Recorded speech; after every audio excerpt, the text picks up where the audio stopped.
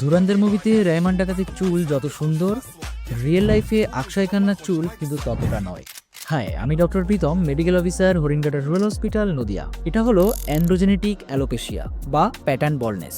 আমাদের শরীরে একটা হরমোন আছে, তার নাম টেস্টোস্টেরন। সেখান থেকে তৈরি হয় ডিএসটি। কিছু কিছু মানুষের ক্ষেত্রে মাথার চুলের গোড়া ডিএসটি সেন্সিটিভ হয়। তার ফলে লম্বা চুল ধীরে ধীরে ছোট হতে থাকে, আর একটা সময় পরে গিয়ে আর খুঁজেই পাওয়া যায় না।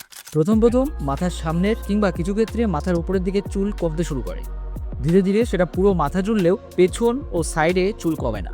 কিছু কিছু ভুল ধারণা আছে আমাদের। প্রথমত, অনেকে বলে টেস্টোস্টেরন হরমোন যাদের মধ্যে বেশি তাদের ক্ষেত্রে টাকটা তাড়াতাড়ি পড়ে। এটা একদমই ভুল কথা, এটা পুরোটাই জেনেটিক্স। আর দ্বিতীয় মিথ, হেলমেট পরলে, ক্যাপ পরলে কিংবা মাথায় হেয়ার প্রোডাক্ট ইউজ করলে নাকি চুল তাড়াতাড়ি পড়ে যায়। এটাও সম্পূর্ণ ভুল ধারণা।